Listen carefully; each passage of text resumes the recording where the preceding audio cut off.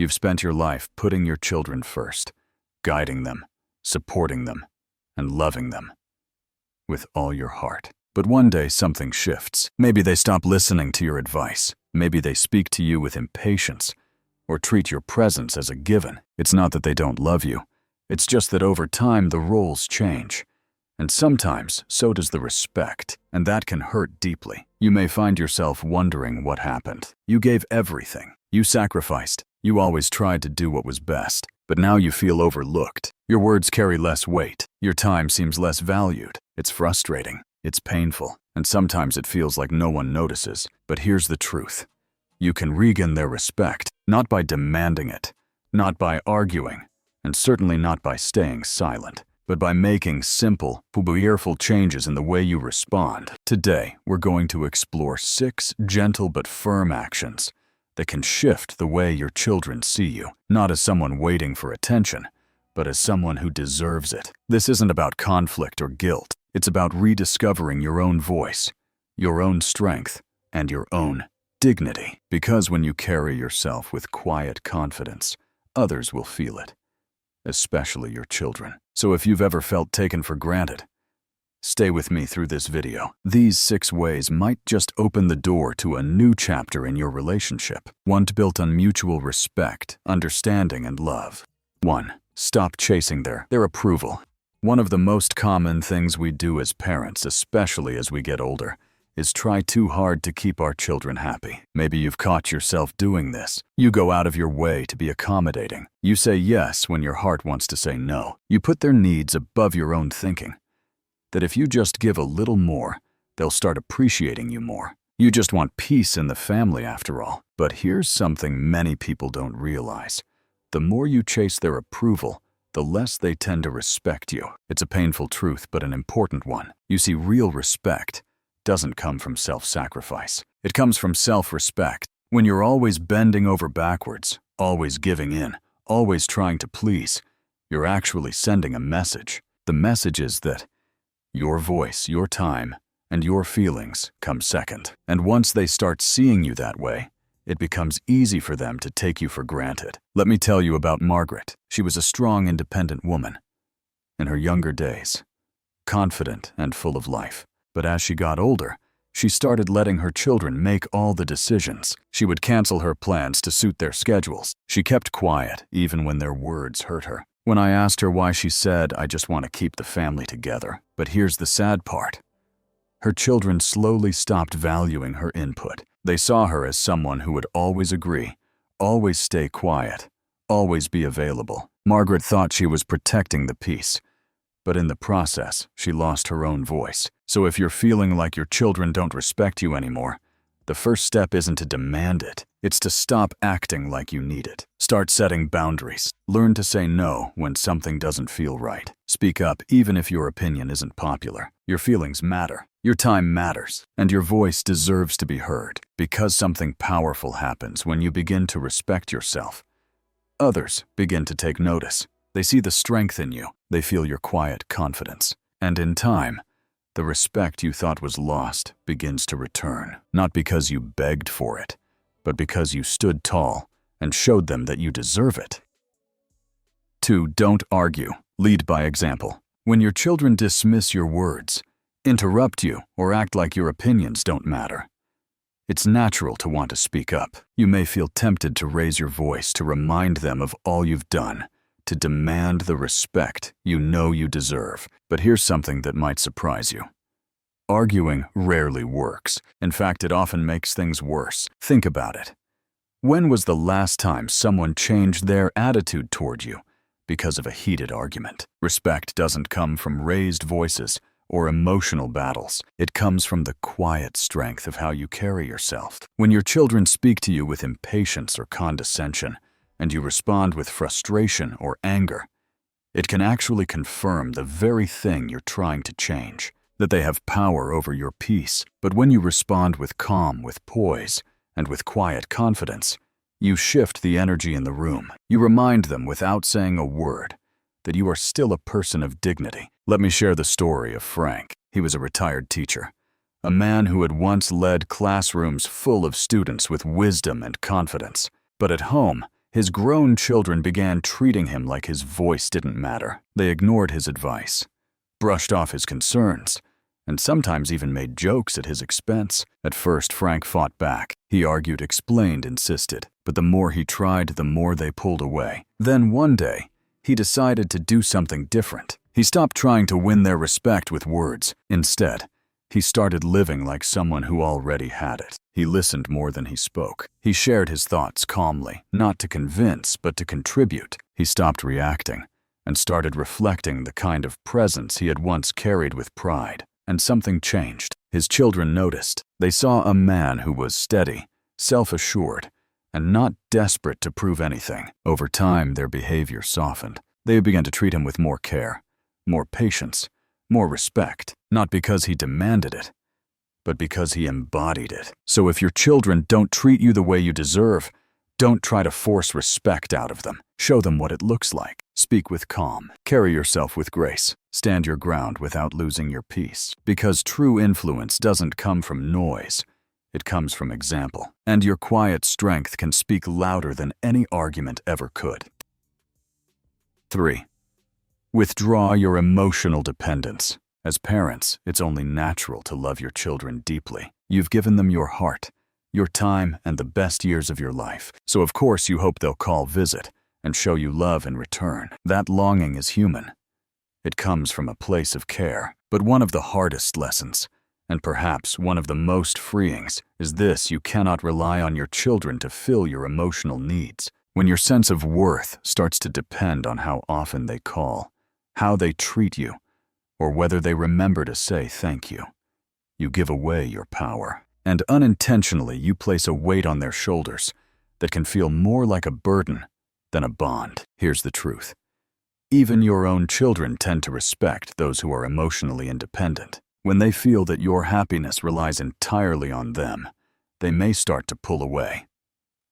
Not out of cruelty, but out of pressure. Instead of feeling warm connection, they begin to feel responsibility. And that shift, though subtle, can change everything. Let me tell you about Helen. She was a kind, loving mother who had always put her children first. But as they grew older and got busy with their own lives, Helen found herself waiting for phone calls that didn't come, for visits that never happened. So she started calling them often. She'd leave messages, tell them how much she missed them, and remind them how long it had been since their last visit. She meant no harm.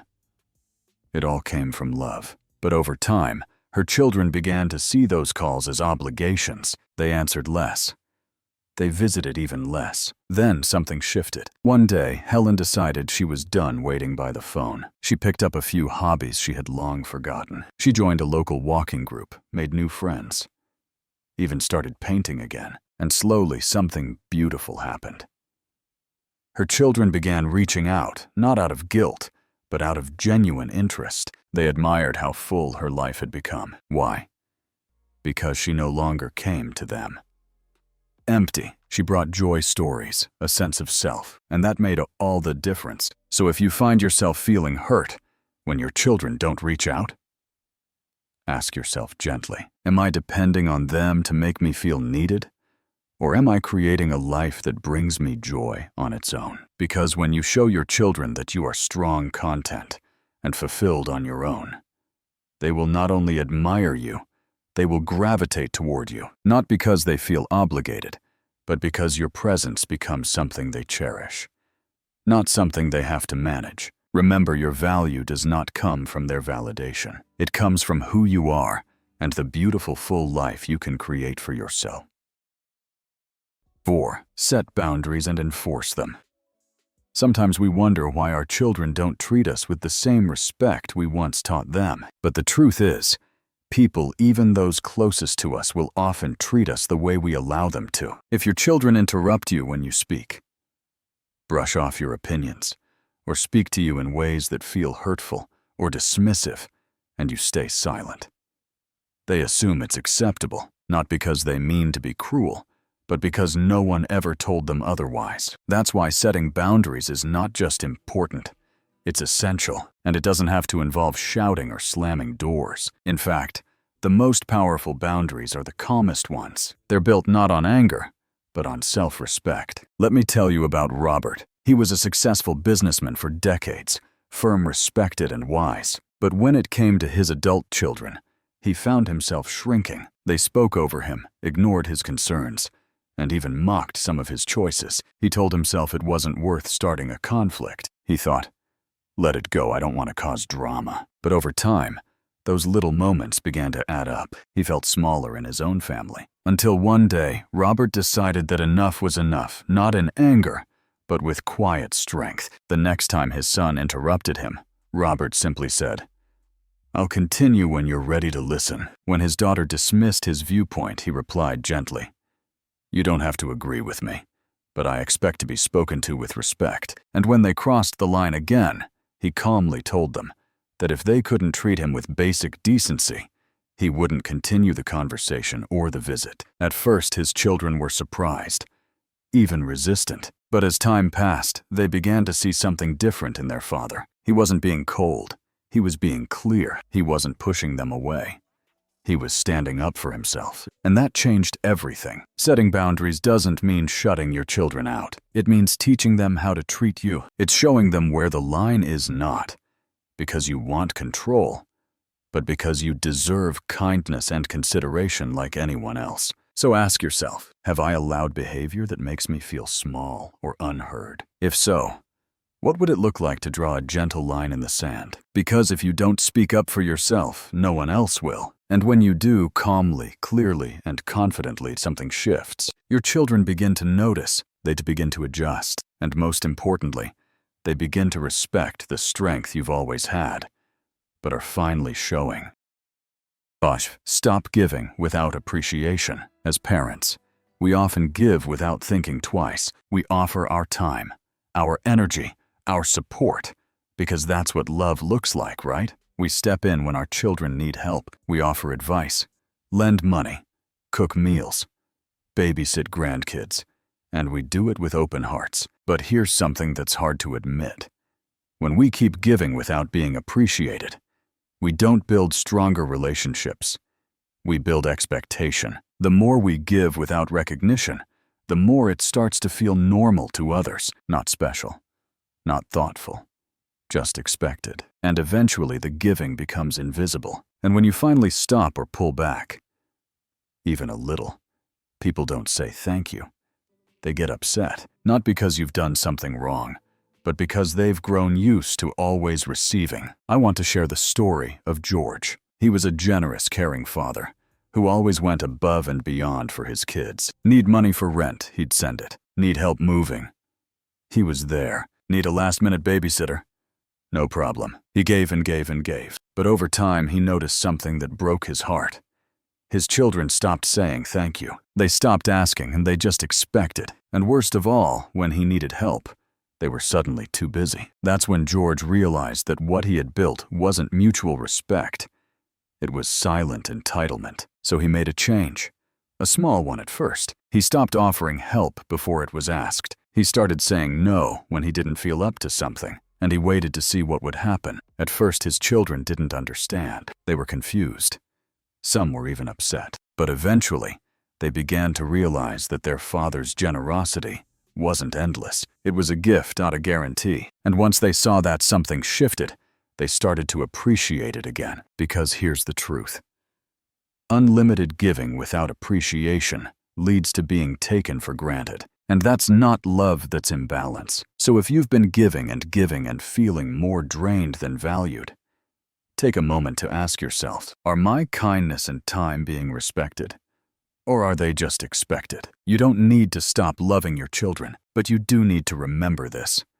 Your love is not limitless at the cost of your self-worth. When you teach your children that your generosity has value, that it is something to be honored, they will begin to treat it that way, not with entitlement, but with gratitude. And that is how respect grows, not by how much you give, but by how wisely you give it. 6. Build a life outside of them. As parents, it's natural to spend much of your life centered around your children. From the moment they're born, you make them your priority. You give them your time, your energy, your heart. And for many years, They are the center of your world. But as they grow older and begin building lives of their own, that dynamic begins to shift. And if your world still revolves entirely around them, your schedule, your emotions, your sense of purpose, they may begin to see you not as a whole person, but as someone who's just waiting around for them to show up. Here's something important to remember.